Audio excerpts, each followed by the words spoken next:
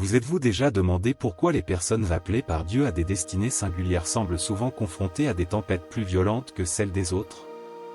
Peut-être avez-vous ressenti, dans votre propre vie, le poids accablant des défis, des épreuves et des difficultés. À quel moment commence-t-on à se demander si Dieu est réellement à nos côtés?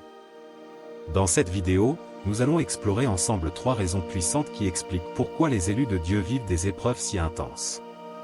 Restez avec nous, car ces vérités pourraient transformer votre perspective sur vos propres luttes. Numéro 3, le chemin de la réussite, une responsabilité collective. La route des élus est semée d'épreuves, et souvent, leurs luttes sont le prélude à des bénédictions qui dépassent leur propre existence.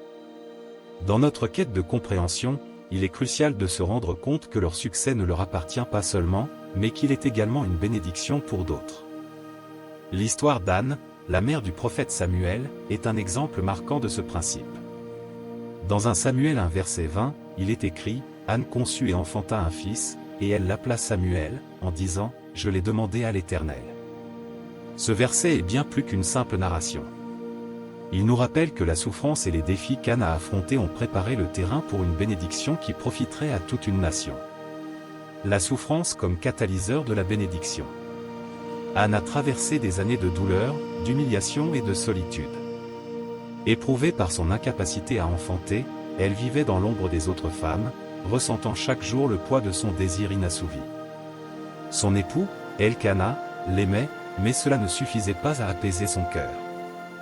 Elle était confrontée à l'angoisse de voir sa valeur remise en question dans une société où la maternité était synonyme de statut et d'honneur. Cette souffrance, bien que dévastatrice, a été le catalyseur d'un miracle divin. Dans ces moments les plus sombres, Anne s'est tournée vers Dieu avec une ferveur inébranlable. Elle a fait une promesse à l'Éternel, si elle obtenait un fils, elle le consacrerait au service de Dieu. C'est ce qu'elle a fait, et son fils, Samuel, est devenu un prophète de renommée, changeant le cours de l'histoire d'Israël. Les luttes personnelles et leur impact collectif. De la même manière, vos luttes personnelles peuvent devenir la clé de la réussite collective. Chaque défi que vous affrontez est une opportunité pour apprendre, grandir et, finalement, devenir une source d'inspiration pour les autres. Il est facile de se sentir isolé dans nos combats, de penser que nous sommes seuls dans notre douleur. Pourtant, l'impact de nos luttes va bien au-delà de notre propre vie. Elles peuvent inspirer et élever ceux qui nous entourent. Prenons l'exemple de quelqu'un qui lutte contre l'addiction. À travers son parcours de réhabilitation, cette personne peut devenir un modèle pour d'autres, montrant qu'il est possible de surmonter les obstacles. Son succès ne profite pas seulement à lui-même, mais il ouvre également des portes pour ceux qui luttent avec les mêmes défis. Il démontre que la guérison est possible et que l'espoir existe. La responsabilité des élus. Il est important de reconnaître que, en tant qu'élus de Dieu, nous portons une responsabilité collective. Nos victoires et nos échecs ne sont pas uniquement les nôtres. Ils ont des répercussions sur notre communauté, notre famille et notre Église. En étant conscients de cette réalité, nous devons nous engager à utiliser nos expériences pour le bien des autres. 1 Pierre 2 verset 9 nous rappelle que nous sommes un sacerdoce royal, une nation sainte, un peuple acquis. En tant que tel, nous avons le devoir de briller dans l'obscurité, d'être des instruments de Dieu pour apporter des changements positifs. Chaque fois que nous faisons face à une épreuve, nous avons la chance de montrer la fidélité de Dieu, non seulement pour nous-mêmes mais aussi pour ceux qui nous entourent. Le pouvoir des témoignages. Les témoignages de nos luttes et de nos victoires sont puissants. Ils servent d'encouragement à ceux qui traversent des moments difficiles. Dans la Bible, les récits des luttes des grands personnages, comme Moïse, David et Paul, sont autant d'exemples de la manière dont Dieu a utilisé leurs épreuves pour le bien d'un plus grand nombre. Leurs expériences nous rappellent que la souffrance peut produire des fruits d'une grande valeur. Paul, par exemple, a connu des souffrances extrêmes, mais dans 2 Corinthiens 1 verset 4, il écrit que Dieu nous console dans toutes nos afflictions, afin que nous puissions aussi consoler ceux qui se trouvent dans n'importe quelle affliction. Ce verset illustre parfaitement la manière dont nos luttes peuvent devenir des instruments de guérison pour les autres. Lorsque nous partageons nos témoignages, nous permettons à d'autres de trouver de l'espoir et de la force dans leur propre lutte. L'interconnexion de nos destins. Il est crucial de comprendre que nos destinées sont souvent entrelacées. Dans un monde interconnecté, chaque succès personnel a le potentiel de toucher la vie d'une autre personne. Pensez aux conséquences de votre succès, chaque victoire que vous remportez peut inspirer un ami, motiver un collègue ou même toucher un membre de votre famille. En partageant votre histoire, vous ouvrez la voie à d'autres pour qu'ils poursuivent leurs propres rêves. L'exemple d'Anne est emblématique de cette interconnexion. Son fils Samuel n'est pas seulement le fruit de ses prières, mais il est également une bénédiction pour toute une nation. En consacrant son fils à Dieu, elle a non seulement répondu à son propre désir, mais elle a également préparé le terrain pour le changement et la restauration en Israël. Sa souffrance a eu un but, et ses épreuves ont eu un impact durable. Un appel à la persévérance. Nous devons nous rappeler que la route vers le succès n'est pas facile, et chaque élu de Dieu fera face à des épreuves. Cependant, il est essentiel de persévérer dans la foi. Romains 5 versets 3 à 4 nous enseigne, et non seulement cela, mais nous nous glorifions même des tribulations, sachant que la tribulation produit la patience, et la patience la victoire dans l'épreuve. Ce passage souligne l'importance d'accueillir nos luttes avec une perspective positive. Lorsque nous faisons face à des défis, nous devons garder à l'esprit que Dieu travaille en nous, même dans nos moments les plus sombres. Il utilise nos épreuves pour nous façonner, nous préparer et nous rendre capables d'accomplir des choses qui dépassent notre compréhension. Chaque défi surmonté est un pas de plus vers la réalisation de notre potentiel. Une communauté de soutien. Il est également crucial de s'entourer d'une communauté de soutien. Dans les moments de lutte, le soutien des autres peut faire toute la différence. La Bible nous exhorte à porter les fardeaux les uns des autres, Galates 6 verset 2.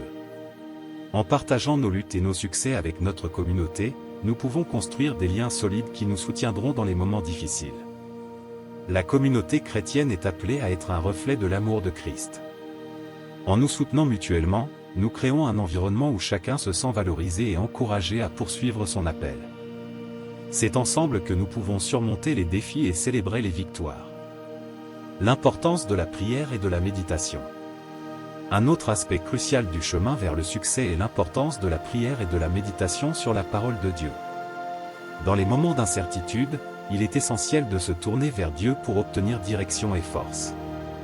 Philippiens 4 versets 6 à 7 nous encourage à ne pas nous inquiéter de quoi que ce soit, mais à prier pour tout, en exprimant nos demandes à Dieu. Cette communion avec le divin nous permet de rester centrés et ancrés dans notre mission. La prière est un moyen puissant de renforcer notre foi. Elle nous rappelle que nous ne sommes pas seuls dans nos luttes.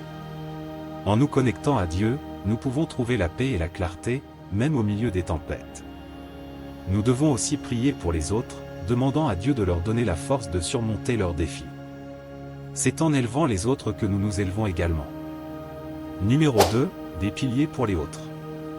En tant qu'élu de Dieu, vous êtes souvent appelés à être des piliers dans votre entourage. Cette responsabilité est à la fois un honneur et un fardeau. Le proverbe de Salomon nous rappelle dans Proverbe 27 verset 17, « Comme le fer aiguise le fer, ainsi un homme aiguise le visage de son ami. » Cela illustre parfaitement la dynamique des relations que nous entretenons avec les autres. Les élus ont cette capacité unique de stimuler et d'encourager ceux qui les entourent, mais cette position de force les rend également vulnérables aux trahisons et aux déceptions, souvent de la part de ceux qu'ils considèrent comme leurs proches. La charge du leadership spirituel. Lorsque vous êtes placé dans une position de leadership, que ce soit au sein de votre famille, de votre église ou de votre communauté, la pression peut être écrasante. Les attentes des autres peuvent sembler lourdes à porter. Vous êtes souvent sollicité pour offrir des conseils, des prières et du soutien. Toutefois, il est crucial de comprendre que cette pression est également une occasion de manifester la grâce de Dieu. 2 Corinthiens 12 verset 9 nous rappelle que « Ma grâce te suffit, car ma puissance s'accomplit dans la faiblesse ». Ce verset souligne que nos faiblesses peuvent devenir des vecteurs de puissance divine. La vie des élus est parsemée de défis, car ils sont des témoins vivants de la lumière de Christ dans un monde souvent sombre. Ils doivent constamment se rappeler qu'ils ne sont pas seuls. Dieu les a appelés non seulement pour leurs propres bénéfices, mais aussi pour être des instruments de guérison, de restauration et d'encouragement pour les autres. L'adversité et la trahison. L'une des réalités les plus douloureuses du parcours des élus est la trahison. L'ennemi, Satan, sait que s'il peut briser l'esprit de ses élus, il peut également retarder leur mission divine. Dans Matthieu 10 verset 36, Jésus nous prévient, et l'homme aura pour ennemis ces gens de sa maison. Cela signifie que parfois, même ceux que nous aimons le plus peuvent être ceux qui nous trahissent. Cela peut être un choc, surtout lorsque nous avons investi notre temps et notre énergie pour soutenir ces personnes. Il est essentiel de se rappeler que la trahison ne doit pas nous décourager. Au contraire, elle peut être utilisée par Dieu pour renforcer notre foi et notre résilience. Dans les moments de douleur, nous sommes appelés à nous tourner vers le Seigneur pour recevoir guérison et réconfort. L'auteur de l'Épître aux Hébreux nous exhorte dans Hébreux 12 versets 1 à 2, « Nous donc aussi, puisque nous sommes entourés d'une si grande nuée de témoins, dépouillons-nous de tout poids et du péché qui nous enveloppe si facilement, et courons avec persévérance dans la carrière qui nous est ouverte, les yeux fixés sur Jésus, l'auteur et le consommateur de la foi. » Croissance spirituelle à travers les épreuves. Ces épreuves, loin de vous faire douter de votre appel, sont des opportunités de croissance. Dans la souffrance, Dieu travaille souvent de manière plus profonde en nous. Jacques 1 verset 2 à 4 nous encourage, « Mes frères, regardez comme un sujet de joie complète les diverses épreuves auxquelles vous pouvez être exposés, sachant que l'épreuve de votre foi produit la patience. Mais il faut que la patience accomplisse une œuvre parfaite, afin que vous soyez parfaits et accomplis, sans faillir en rien. » Quand nous faisons face à des difficultés, cela nous pousse à nous rapprocher de Dieu et à rechercher sa sagesse. Cela nous aide également à développer des qualités telles que la patience, la compassion et l'empathie, des caractéristiques essentielles pour un pilier spirituel. En d'autres termes, les épreuves nous façonnent, nous rendant plus aptes à encourager et soutenir les autres dans leur propre lutte. La force de la communauté. Être un pilier pour les autres ne signifie pas que vous devez porter ce fardeau seul. Dieu nous a placés dans une communauté pour que nous puissions nous soutenir mutuellement. Galates 6 verset 2 nous exhorte, « Portez les fardeaux les uns des autres, et vous accomplirez ainsi la loi de Christ. » Cela signifie que nous avons tous un rôle à jouer dans le soutien les uns des autres. Lorsque vous êtes faible, votre frère ou sœur en Christ peut être là pour vous relever et vice-versa. La communauté est un lieu de refuge où l'on peut partager ses luttes, prier ensemble et trouver du réconfort. Lorsque vous partagez vos luttes avec d'autres, vous permettez à la grâce de Dieu de couler à travers vous. Vous devenez une source d'encouragement pour ceux qui traversent des épreuves similaires. En retour, leur soutien vous fortifie également. Le modèle de Christ. Pour être des piliers efficaces, nous devons regarder à Christ comme notre modèle. Jésus, tout en étant le Fils de Dieu, a également vécu des moments de douleur, de trahison et d'épreuve. Dans Jean 15 versets 18 à 19, il nous avertit, « Si le monde vous hait, sachez qu'il m'a haï avant vous. Si vous étiez du monde, le monde aimerait ce qui lui appartient, mais parce que vous n'êtes pas du monde, et que je vous ai choisi hors du monde, c'est pourquoi le monde vous hait. » Christ a subi des trahisons de la part de ses disciples et des autorités religieuses. Pourtant, il a persévéré, réalisant la mission qui lui avait été confiée. Nous devons apprendre de son exemple, en comprenant que notre propre douleur et nos luttes peuvent avoir un but plus grand. En gardant les yeux fixés sur lui, nous pouvons trouver la force et le courage de continuer à avancer, même lorsque les temps sont durs. La résilience spirituelle. La résilience est une qualité essentielle pour ceux qui cherchent à être des piliers pour les autres. Dans Ésaïe 40 verset 31, nous lisons, « Mais ceux qui se confient en l'Éternel renouvellent leur force, ils s'élèvent avec des ailes comme les aigles, ils courent, et ne se fatiguent point, ils marchent, et ne se lassent point. » Ce verset nous rappelle que notre force ne provient pas de nous-mêmes, mais de notre relation avec Dieu. En cultivant une vie de prière et d'étude de la parole, nous pouvons renouveler notre force spirituelle. Cela nous aide à affronter les épreuves avec un esprit de paix et de détermination. Quand vous êtes nourri spirituellement, vous êtes en mesure d'offrir aux autres le même soutien et le même encouragement dont vous avez besoin. Le pouvoir de l'amour. À travers toutes ces luttes, l'amour demeure l'élément clé qui nous unit en tant que communauté de croyants. 1 Corinthiens 13 versets 4 à 7 décrit l'amour comme « patient, plein de bonté, l'amour n'envie point, ne se vante point, ne s'enfle point d'orgueil, il ne fait rien de malhonnête, ne cherche point son intérêt, ne s'irrite point, n'impute point le mal. » Quand nous choisissons d'aimer, même dans la douleur, nous nous alignons avec la nature de Dieu. Cet amour est un puissant antidote à la trahison et à la déception. Il nous permet de voir au-delà des offenses et de tendre la main à ceux qui nous ont blessés. En pratiquant cet amour, nous sommes renforcés dans notre mission et devenons des exemples vivants de la grâce de Dieu pour les autres. Numéro 1. Une sensibilité spirituelle accrue. Les élus de Dieu, ceux qui ont été appelés à porter sa lumière dans un monde souvent assombri par le péché et la désillusion, possèdent une sensibilité spirituelle unique. Cette sensibilité, souvent désignée comme un don spirituel, les aide à percevoir des vérités profondes et des réalités que beaucoup ne voient pas. Elle les relie directement aux choses spirituelles et les équipe pour comprendre des situations au-delà de la simple apparence. Les dons spirituels, un privilège et une responsabilité. La sensibilité spirituelle est souvent le résultat de dons donnés par l'Esprit Saint. Ésaïe 11 verset 2 décrit ces dons de manière merveilleuse. L'Esprit de l'Éternel reposera sur lui, l'Esprit de sagesse et d'intelligence, l'Esprit de conseil et de force, l'Esprit de connaissance et de crainte de l'Éternel. Chaque élu, qu'il soit prophète, enseignant ou simplement un croyant engagé, reçoit une mesure de ces dons. Cela les rend capables de discerner les cœurs et les esprits, d'identifier les forces spirituelles à l'œuvre dans les situations, et de voir les potentiels et les dangers qui échappent à la majorité. Cependant, cette capacité à voir plus loin que les yeux humains ne vient pas sans son lot de défis.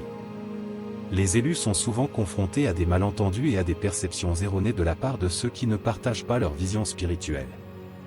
Cette incompréhension peut engendrer de la jalousie, de l'envie et parfois même des attaques ouvertes. En effet, les élus peuvent devenir des cibles pour ceux qui ne comprennent pas leur appel divin ou qui ressentent une menace face à leur lumière. Une lumière qui attire et repousse. La lumière qui émane des élus de Dieu attire inévitablement l'attention, tant positive que négative. Dans Matthieu 5 versets 14 à 16, il est écrit « Vous êtes la lumière du monde ». Une ville située sur une montagne ne peut être cachée. Et on n'allume pas une lampe pour la mettre sous le boisseau, mais on la met sur un chandelier, et elle éclaire tous ceux qui sont dans la maison. Que votre lumière brille ainsi devant les hommes, afin qu'ils voient vos bonnes œuvres et glorifient votre Père qui est dans les cieux. Cette lumière, bien que magnifique, attire aussi l'ombre. Les élus de Dieu doivent être conscients que, en illuminant le chemin pour les autres, ils deviennent également des cibles pour les forces des ténèbres. Les esprits malins et les cœurs jaloux peuvent réagir à cette lumière en tentant de la ternir par le mensonge, la calomnie ou l'isolement. Ils essaient d'éteindre la flamme de foi et de passion qui brûle en eux. C'est un combat spirituel que beaucoup d'élus doivent mener au quotidien. Les épreuves comme une réponse à la sensibilité spirituelle. L'une des raisons pour lesquelles les élus de Dieu vivent tant d'épreuves est que leur sensibilité spirituelle les expose à des attaques plus fréquentes. Comme l'indique une Pierre 5 verset 8, « Soyez sobres, veillez. Votre adversaire, le diable, rôde comme un lion rugissant, cherchant qui il dévorera. » Les élus, en tant que témoins et ambassadeurs de la lumière divine, sont souvent les premières cibles des attaques de l'ennemi. Les défis qu'ils rencontrent ne sont pas seulement spirituels, ils peuvent également se manifester sous forme de difficultés relationnelles, de crises personnelles, ou même de défis professionnels. Cette réalité peut parfois les amener à se demander s'ils sont vraiment dans la volonté de Dieu, à douter de leur appel, ou à remettre en question leurs propres valeurs. Ils peuvent même se retrouver à lutter contre des pensées d'abandon ou d'échec. Un appel à la résilience spirituelle. Face à ces défis, il est crucial que les élus cultivent une résilience spirituelle. Les épreuves, bien qu'elles soient douloureuses, peuvent également être des occasions de croissance personnelle et spirituelle. Dans Jacques 1 verset 2 à 4, il est écrit « Mes frères, regardez comme un sujet de joie complète les diverses épreuves auxquelles vous pouvez être exposés, sachant que l'épreuve de votre foi produit la patience. Mais il faut que la patience accomplisse parfaitement son œuvre, afin que vous soyez parfaits et accomplis, sans faillir en rien. » Cela signifie que chaque épreuve que les élus affrontent est une opportunité de forger leur caractère et d'approfondir leur foi. Ils apprennent à se reposer sur la grâce et la force de Dieu, plutôt que sur leurs propres capacités. Cette dépendance peut les amener à des niveaux de maturité spirituelle qu'ils n'auraient jamais pu atteindre autrement. Les épreuves et les malentendus, un cycle de croissance. Les élus de Dieu sont souvent confrontés à des malentendus qui proviennent de leur sensibilité spirituelle. Ce phénomène peut créer des tensions dans leurs relations. Par exemple, lorsque les élus partagent des révélations spirituelles ou expriment des sentiments concernant des atmosphères spirituelles qu'ils perçoivent, ceux qui ne partagent pas cette sensibilité peuvent réagir par la confusion ou même le rejet. Les élus doivent alors naviguer avec sagesse et discernement dans ces relations. Proverbe 4 verset 7 nous enseigne que la sagesse est la principale chose. Acquiert la sagesse, et avec tout tes biens acquiert l'intelligence. En cultivant la sagesse, ils peuvent apprendre à communiquer de manière à éclairer plutôt qu'à diviser, à encourager plutôt qu'à décourager. Cela nécessite souvent une grande dose de patience et de compréhension. Les fruits de la sensibilité spirituelle. Malgré les luttes et les défis, la sensibilité spirituelle peut également produire de nombreux fruits. Les élus sont capables d'intercéder de manière plus efficace, car ils comprennent les besoins des autres à un niveau plus profond. Romains 8h26 nous rappelle que, de même aussi l'Esprit vient en aide à notre faiblesse, car nous ne savons pas ce que nous devons demander dans nos prières, mais l'Esprit lui-même intercède pour nous par des soupirs inexprimables. Cette capacité à prier de manière profonde et significative peut transformer les vies. Les élus, en étant en contact avec le cœur de Dieu, peuvent souvent être des instruments de guérison et de réconciliation. Leur sensibilité les pousse à se soucier des autres, à les soutenir et à les encourager dans les moments difficiles. La joie au milieu de la souffrance. Un autre aspect de la sensibilité spirituelle est la capacité à trouver de la joie même au milieu des épreuves. Cela peut sembler paradoxal, mais Philippiens 4 verset 4 nous exhorte, « Réjouissez-vous toujours dans le Seigneur ». Je le répète, réjouissez-vous. Cette joie ne dépend pas des circonstances extérieures, mais d'une relation profonde et personnelle avec Dieu. Les élus peuvent vivre des moments de souffrance intense tout en ressentant la paix de Dieu qui surpasse toute compréhension, Philippiens 4 verset 7. Cette paix leur permet de se tenir fermement, même lorsque les tempêtes de la vie font rage autour d'eux. Ils deviennent des témoins puissants de la bonté et de la fidélité de Dieu, attirant ainsi d'autres vers la lumière qu'ils portent. Un voyage transformateur. Enfin, le voyage des élus de Dieu, malgré ses épreuves, est un voyage transformateur. Les luttes qu'ils rencontrent ne sont pas vaines. Elles les préparent à leur appel et les équipent pour les tâches que Dieu a prévues pour eux.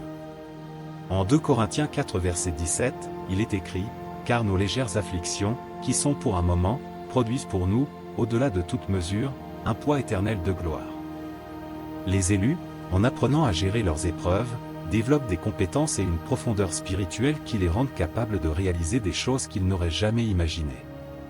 Leur chemin, bien que difficile, est également rempli de grâce, de découvertes et de victoires. Conclusion, embrassez votre destinée. N'oubliez jamais que chaque épreuve que vous traversez n'est pas un signe d'échec, mais une étape cruciale vers une grande victoire. Vous n'êtes pas une victime de votre destinée, mais l'artisan de votre propre histoire, façonné par votre foi et soutenu par la parole de Dieu. C'est un honneur immense d'être choisi pour devenir une source de bénédiction pour les autres. Restez ferme, avancez avec confiance et préparez-vous à être émerveillé par les merveilles que Dieu a pour vous. Si ce message résonne en vous, cliquez sur le bouton j'aime et abonnez-vous pour ne pas manquer nos prochaines vidéos édifiantes. Ensemble, avançons sur ce chemin de foi et d'espérance. À bientôt.